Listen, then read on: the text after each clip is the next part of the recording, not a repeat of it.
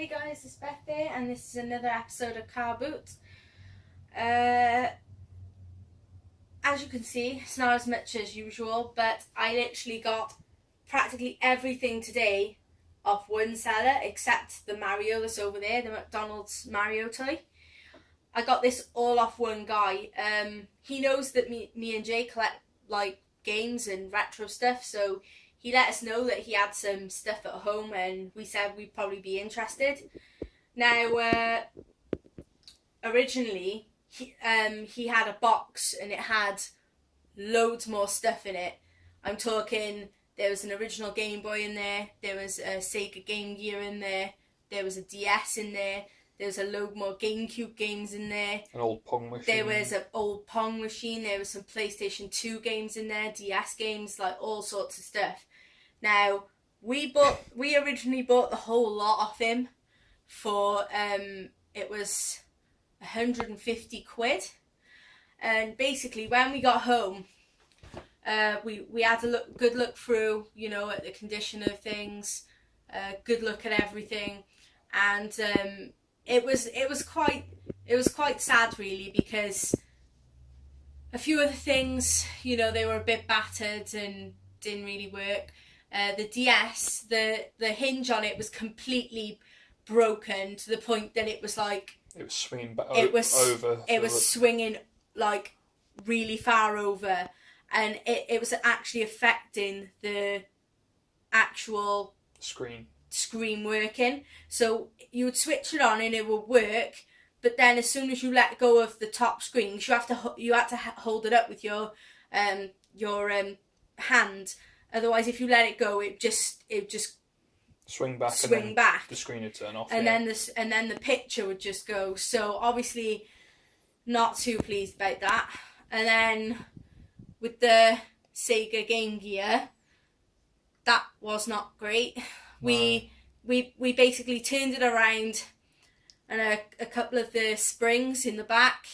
As well as the contacts. Yeah, they were missing. Like the contacts and the springs were missing, so you couldn't even put batteries in it. So again, that was not great. Then the Game Boy, that actually worked, but the screen protector was not on there, and the back was missing off it. And it only loaded up one game. Yeah, so that was that wasn't great either.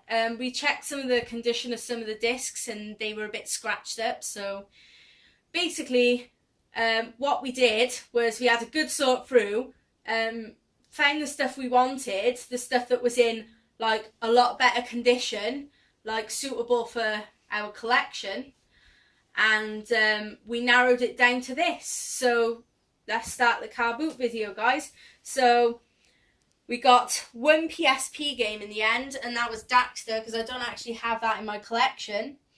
Then we got 3 original Game Boy games, so Space Invaders, Double Dragon 2, which is a little bit beat up, but it does work. Then that one is Superstars 2, WWF. So 3 original Game Boy games. Then at the top we got 3 Gamecube. We got Super Mario Sunshine, Pokemon Colosseum, and Yu-Gi-Oh! The False-Bound Kingdom. All of the discs the disc for Super Mario Sunshine's really good condition. Pokemon Colosseum's like just like 1 or 2 little marks, and then Yu-Gi-Oh's got a fair few, but we tested it and it works, so we kept those. Then we got a black Gamecube, came with all the wires, and again, the condition of it's not too bad. The only problem was the controller, the actual sticks on the controller are a little bit fucked. But basically, that's easy to replace. You can buy a new controller, probably £3, maybe £5, so I'm not too concerned about that. Then we got Spyro 2 Gateway to Glimmer for the PlayStation 1. The disc on that is absolutely freaking mint. The only problem with it is it's just got a bit of like light surface dust on it, but the actual disc itself's not scratched. It's in really good condition. Couldn't see any scratches then, no. really good condition, guys. That was quite well looked after. Then finally, finally for the actual lot we got off him from that bundle I was just on about, 2 PSPs in great working order. First we got this red one, which is really nice condition actually. It comes with a case and it comes with 2 games. They're not the best games. I think there's a wrestling game and then Fight Night. So 2 games. Then there's that red PSP in the case. Then we actually got a boxed PSP, a white boxed PSP.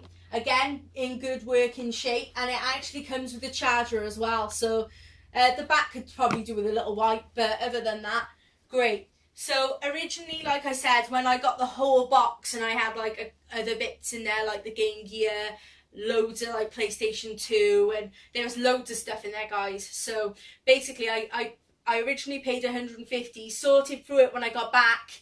I ended up taking like half of it back. And what happened is I ended up giving the guy 75 for that stuff. And then I got like basically half my money back. So yeah, so I paid 75 in the end, which I personally think that's a good deal, because I know a fair bit about pricing. I look on eBay quite a lot. Not that, again, guys, not that pricing matters, because we don't sell any of this stuff on. We do keep it for our collection. I will say that again. But yeah, I think it was a good deal, because the cheapest I could see like Mario Sunshine go for was like £15. Same with Pokemon Coliseum, that's like 15 to 20. And Yu-Gi-Oh's also about 15. And then the Gamecubes usually go for about 20 quid, somewhere around there, maybe 15 at its cheapest. Then Spyro 2. Now, Spyro 2 is a funny one, because I've seen people sell this for about £25, but then I've also seen it go for about anywhere between like £11 and £15 as well. Then everyone knows that Game Boy games are cheap. You know, they're not worth a lot, are they really? But Space Invaders is like maybe a £2, £3 game. Double Dragon though is a £5 game. Double Dragon 2. I didn't really take a look at the other game, but I'm sure it's probably worth about £2. So Daxter, you know, PSP games are not worth a lot, maybe like £3. So like adding that up so far, you've got 10, 20, 30, 40, 50, 60. So say 60 quid for Super Mario Sunshine, Pokemon Coliseum, Yu-Gi-Oh and Spyro, say. That's going £15 each. Yeah. So we're on 60. Then the Gamecube, say 15, 75. So already that's what I paid. But then there's the PSPs, and they're obviously worth at least £20 each. Probably a little bit more for the box one, maybe 30. So already, I feel like it was a decent deal. You know, it was fair on both sides. As the guy who sold them to us he's lovely.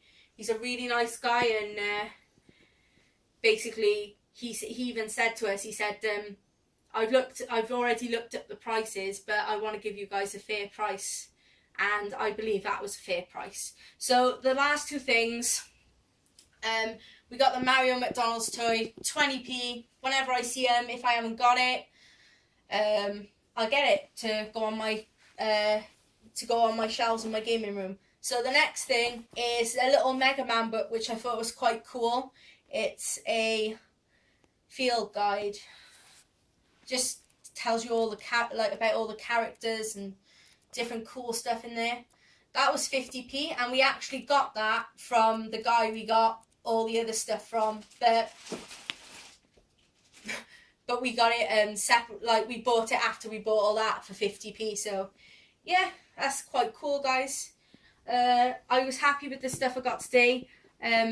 Hopefully in the future we'll get some more stuff. He mentioned about a Master System and some other stuff. He said he's got more